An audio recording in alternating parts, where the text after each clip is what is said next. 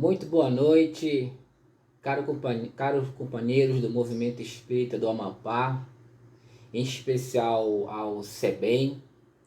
Primeiramente, gostaria de agradecer pela oportunidade de podermos compartilhar nossas ideias, nossas reflexões sobre determinados temas à luz da doutrina espírita.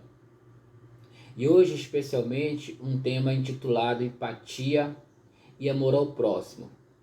Mas antes da gente falar sobre o tema propriamente, eu gostaria de fazer uma pequena ressalva, que é o seguinte: historicamente, quando se fala em empatia e amor ao próximo, geralmente se cai numa retórica de alguns discursos que estão muito distantes de nós. Nessa nossa discussão de hoje, eu queria fazer o inverso. Eu queria fazer uma discussão que pudesse aproximar as ideias das nossas vivências, das nossas relações. Nesse sentido, eu preparei essa discussão em duas dimensões, que eu chamo a primeira dimensão, a autoavaliação, e a segunda dimensão, amar-se a si mesmo. Então, vamos trabalhar nessas duas dimensões. A primeira dimensão, que eu acabei de dizer que seria a autoavaliação, a gente precisaria pensar em dois itens que são fundamentais. O primeiro item seria nós fazermos uma avaliação sobre as nossas convicções e os nossos valores. Já entrando no debate sobre empatia e amor ao próximo. Por que nós precisamos pensar sobre convicções e valores? Porque isso tem muito a ver com a questão da empatia. Então vamos lá. Quando eu digo que nós precisamos fazer uma autoavaliação, é no seguinte aspecto: eu preciso pensar quais são as minhas convicções em relação à raça, a gênero, a tipo de sociedade que eu quero construir, aos valores. Quais são os meus valores em relação aos aspectos religiosos, aos aspectos familiares, aos aspectos políticos no sentido amplo.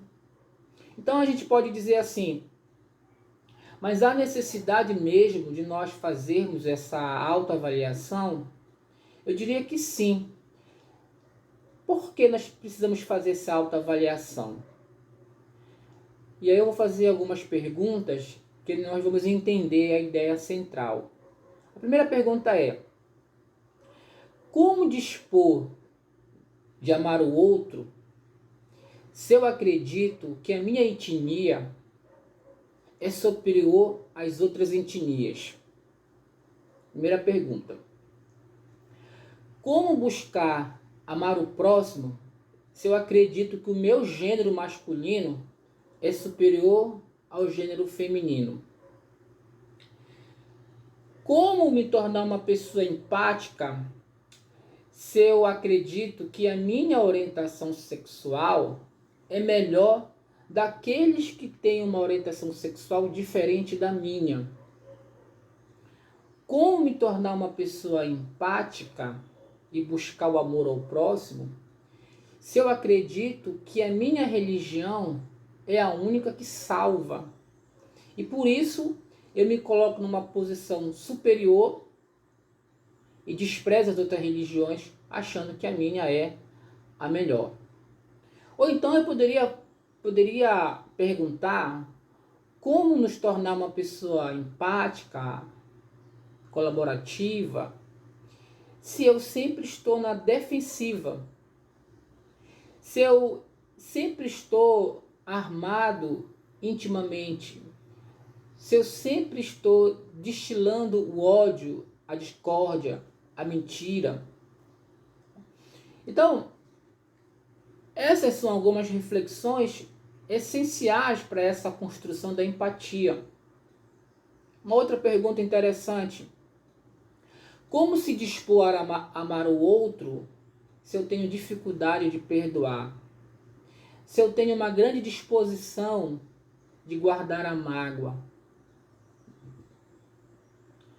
Como dispor a amar o outro e construir a empatia se eu passo uma boa parte do tempo nas redes sociais, deixando de conviver com os meus pares? Às vezes, muitas vezes, dentro do próprio lar, eu utilizo um tempo muito grande nas redes sociais e deixo de dar atenção para aqueles que precisam da minha atenção. E aí uma pergunta mais interessante: como se tornar uma pessoa empática na perspectiva de amar o outro se eu estou em uma sociedade que historicamente construiu alguns valores, que é o desprezo contra alguns grupos de minorias, o ódio contra segmentos da sociedade? Como viver, como expressar o amor ao outro se a sociedade ela tem alguns modelos que muitas vezes vai de encontro a essa proposta de amar o outro? Então veja que essas reflexões da primeira dimensão, que seria a autoavaliação, ela é de extrema importância, porque essas avaliações, essas reflexões, elas são essenciais para que a gente possa começar a exercer a empatia e o amor ao próximo. Porque vejam, dependendo dessas minhas convicções, que nós acabamos de citar algumas apenas, dependendo desses meus valores, o meu comportamento, ele pode me aproximar do outro, ou ele pode me distanciar do outro. Ou seja, dependendo das minhas convicções, dos meus valores, a proposta da empatia, ela pode se consolidar ou ela pode se desconstruir. Porque convicções, valores, pressupõem comportamentos. Porque a gente apenas não tem convicções e valores. Nós temos, mas isso faz com que a gente tenha comportamentos. Que são comportamentos homofóbicos ou não, que são comportamentos racistas ou não, que são comportamento machista ou não. Então, convicções e valores nos faz ter comportamentos. E esses comportamentos, eles interferem nas relações sociais.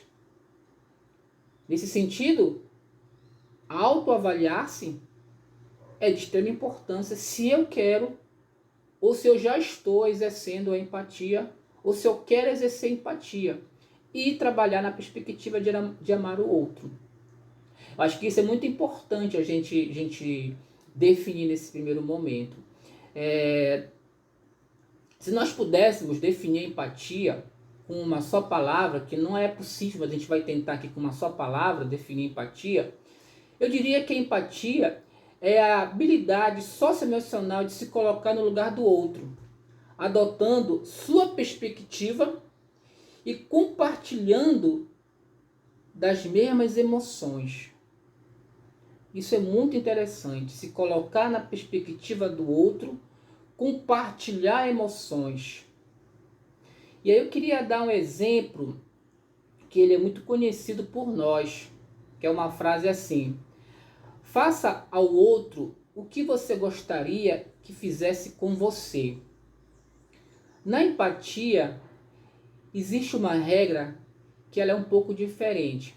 Ela diz o seguinte: não faça ao outro o que você gostaria que fizesse com você. Eles simplesmente são diferentes. O outro tem uma outra perspectiva de que a sua. Na empatia a gente diz o seguinte: faça aos outros o que ele gostaria que você fizesse para ele. Então a perspectiva ela muda.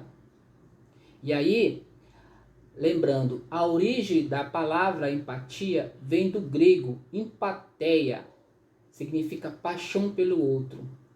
A empatia ela tem como característica principal: eu preciso gostar de gente. Eu preciso gostar do outro. Isso é muito importante. Gostar do outro. A empatia, ela nos convida a termos a capacidade de ouvir mais e falar menos. Muitas vezes o outro, ele só quer ser ouvido. Nós costumamos muito mais falar do que ouvir. Às vezes o outro só quer ser ouvido. Só ser ouvido e mais nada. Isso é empatia. E detalhe, ser ouvido sem ser julgado. Ser ouvido na perspectiva de você tentar se colocar no lugar do outro. E aí cabe uma ressalva.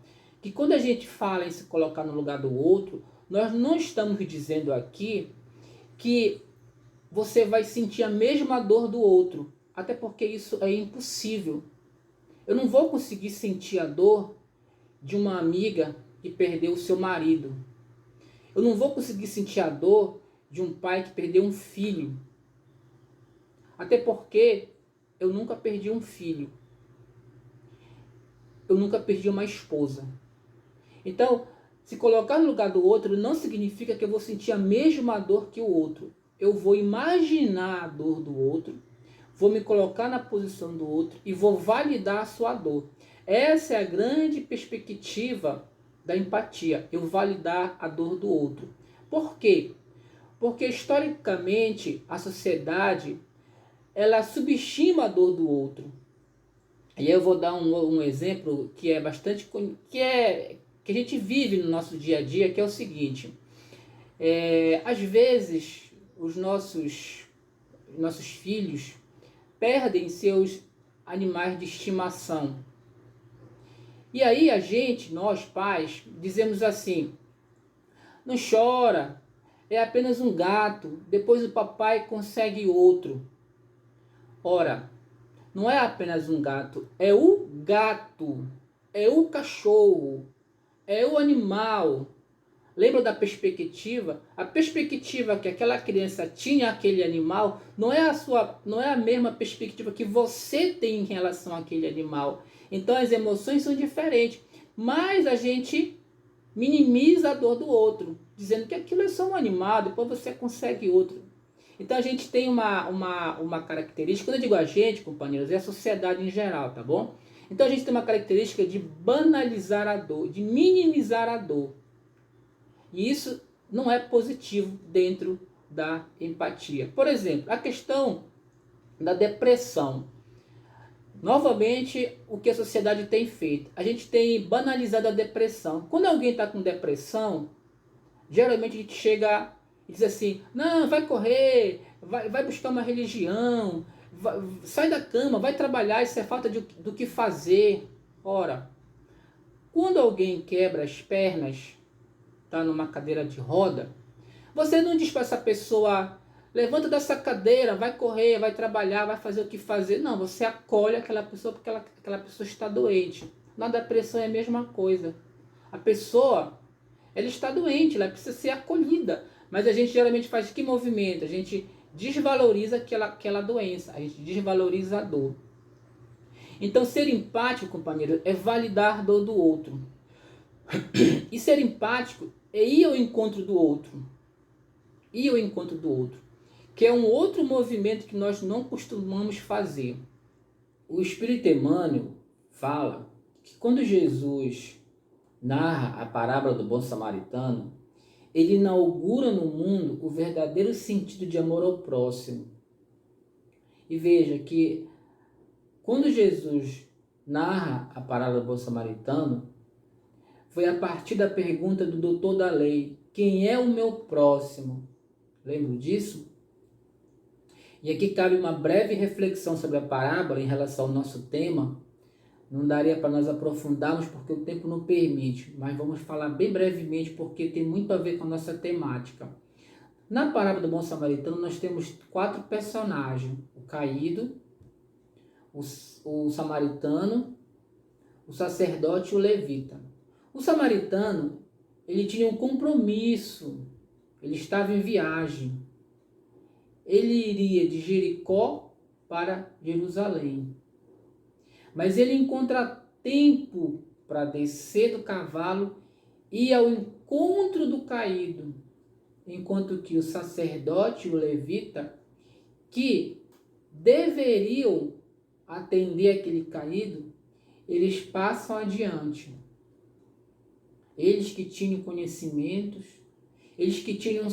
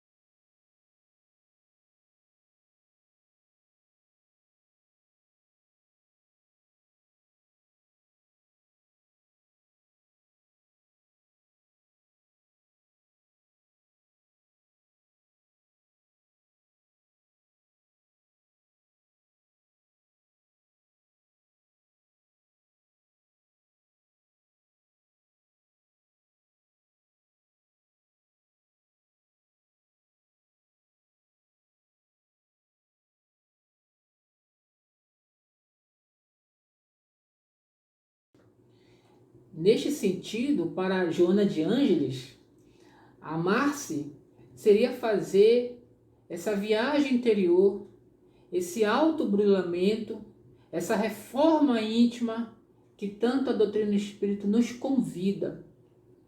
Porque quando nós nos amamos, nós precisamos estar preocupados com aquele questionamento. Será que eu estou me desculpabilizando pelos meus equívocos? Será que eu me aceito como eu sou, com as minhas características? Será que eu tenho empatia comigo mesmo? Será que eu me acolho? Será que eu vou ao encontro comigo mesmo? Porque vejam, o bom samaritano ele vai ao encontro do caído. E nós? Nós estamos indo ao nosso encontro porque nós também somos espíritos que precisamos ser acolhidos, que precisamos de empatia conosco mesmo.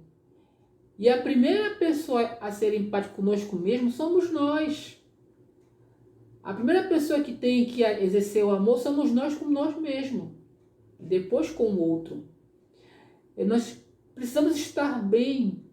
Porque quando nós não estamos bem conosco mesmo, dificilmente nós estaremos bem com o outro. Porque as nossas ações, muitas vezes, são reflexos de como eu estou comigo mesmo. E aí a ideia do amar-se. Essa é uma grande reflexão que nós precisamos pensar. E para nós caminharmos para o encerramento, companheiros e companheiras, se nós tivéssemos que criar uma diretriz para essa proposta da doutrina espírita, nós lembraríamos a questão 886 do Livro dos Espíritos, que Allan Kardec pergunta aos espíritos qual o verdadeiro sentido da caridade como entendia Jesus. E aí os espíritos eles vão responder dizendo o seguinte: benevolência para com todos, indulgência para as imperfeições e perdão das ofensas. Lembram disso? Então, indulgência para com todos. Não é indulgência para alguns, né? Para os nossos pares, para os nossos amigos, para os nossos familiares. Não, é indulgência para com todos. Olha só como essa frase tem um peso. Todos precisam da indulgência. Por quê? Porque muitas vezes nós somos indulgentes com uns e com outros não. Ainda tem aquela questão. Muitas vezes nós não desculpamos os equívocos do outro, como se nós quiséssemos que o outro fosse perfeito, mas o outro não é perfeito. Por quê? Porque nós estamos no mundo de prova e expiação, onde todos nós somos imperfeitos, porque se nós fôssemos perfeitos, nós não estaríamos aqui nesse mundo. Então a perfeição faz parte da nossa essência, porque nós estamos evoluindo. Então nós precisamos ter muito cuidado quando nós somos tão inflexíveis com o deslize do outro, lembrando que nós também temos deslize e precisamos ser desculpabilizados. Né? Indulgências e imperfeições do outro. Será que nós estamos sendo indulgentes com o outro? Será que nós estamos perdoando as ofensas do outro? Lembrando que todos nós, em algum momento, poderemos precisar de um perdão, considerando que nós somos espíritos ainda imperfeitos. Muitos de nós têm uma capacidade de guardar mágoa. Às vezes a gente leva essa mágoa pro resto da vida e até desencarna com a mágoa. E nós sabemos que a mágoa causa doenças. Então nós precisamos exercer esse papel do perdão. Nessa perspectiva que os Espíritos nos convidam a entender qual era o sentido da caridade, como entendia o Cristo. E para nós encerrarmos, companheiras e companheiras do nosso movimento espírita do Amapá, não existe uma receita de bolo, não existe uma varinha mágica para que a gente possa exercer a empatia e o amor ao próximo. O que existe, eu acredito que é essa constante reflexão, essa constante desafio da autoavaliação do que eu faço, do que eu penso, do que eu acredito, das minhas convicções, dos meus valores. É esse desafio de eu estar constantemente me modificando interiormente, fazendo esse autoburilamento, né? Entendendo de que o amar ao próximo, a empatia, ela se caracteriza com a possibilidade de eu me aproximar do outro com amorosidade e respeito ao outro. E por fim, trazendo a figura do Cristo como sendo esse grande modelo. Não existiu na Terra alguém que tenha tanto amado o próximo como Cristo, que tenha tanto exercido a empatia como Cristo. Companheiros e companheiras, o Cristo, sem dúvida nenhuma, ele é, para cada um de nós, essa referência, esse porto seguro, essa bússola que nos guiará para que nós possamos, de fato, exercer essa empatia e esse amor ao próximo. O Cristo, ele é, sem dúvida nenhuma, esse modelo que nós precisamos segui-lo no sentido dessa transformação íntima, dessa autoavaliação, na busca dessa perspectiva de exercer a empatia e o amor ao próximo. Neste sentido, eu agradeço a atenção, gratidão pela oportunidade de nós podermos compartilhar esses ideais, convidando a todos nós e fazendo votos que a gente possa sempre ter Cristo como nosso porto seguro. Muito obrigado por esse momento que estivemos juntos, pensando sobre cada um de nós e pensando nessa doutrina tão consoladora que tanto tem feito coisas de boas na nossa vida. Um grande abraço e até um próximo encontro.